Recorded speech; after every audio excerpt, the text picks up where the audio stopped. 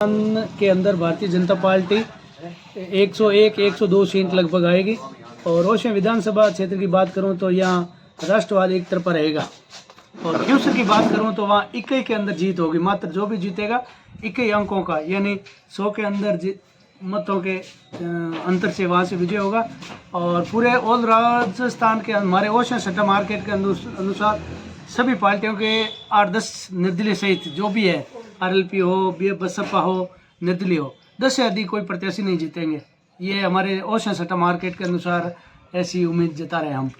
नहीं, ओशिया में बीजेपी की जीत का आपके पास किस आधार पर?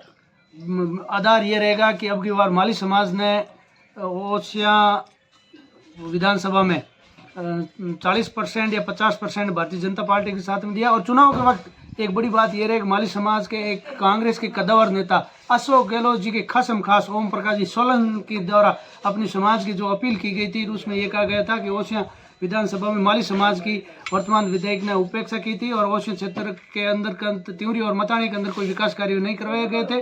और किसी भी प्रकार से विधायक महोदय ने माली समाज के लिए किसी प्रकार का लेटर जारी नहीं किया था। और उस अपील का काफ़ी असर पड़ा था माली समाज के अंदर, जिसकी वजह से कांग्रेस के अंदर भीतरघात हुई थी और जाट समाज ने भी कांग्रेस के हाथ में भीतरघात की थी। इस तरह से ओशिया के अंदर भारतीय जनता पार्टी विजय होने जा रही है। सुनील जी, जाट बाहुली गांव में भी 90 से 92% वोटिंग हुई है, इसको आप दिव्या जी के साथ है।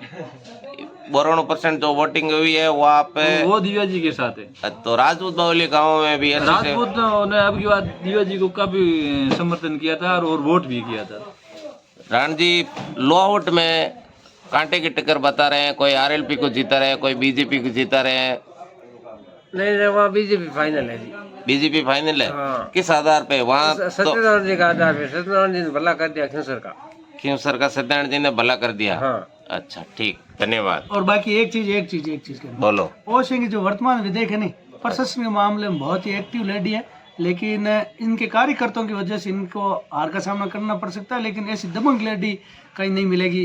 200 विधानसभा क्षेत्र में भी वो टॉप बोलती है और प्रशासन पर अच्छी पकड़ रखती है, ये भी बात कहनी पड़ेगी। इनके कार्यों की कुछ सराहना भी करनी पड़ेगी। ऐसा सुनने में आ रहा है वकील साहब कि प्रदेश के कई अन्य जगहों से भी लोगों के पास फोन आ रहे हैं कि दिव्या जी मदेरण जैसे नेता को आप जिताएं तो अच्छा रहेगा। ये सही है या गलत है? नहीं, उसमें क्या होता है, ये चुनाव जीतने के बाद में अपने कार्यकर्ताओं तक ही सीमित रहते हैं।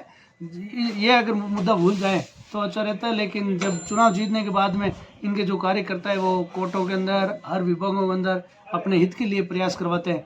इस पर अगर अंकुश रहता तो ये इतनी मामला यह नहीं बनता, लेकिन इन बातों पर इन्होंने ध्यान नहीं दिया। और इसके संबंध में हमने इनके कार्यकर्ताओं को भी कहा था कि आप इन कामों में सुधार करोगे तो आपका परिणाम अच्छा रहेगा, लेकिन उसमें कुछ सुधार मेरी दृष्टि से नहीं हुआ। धन्यवाद।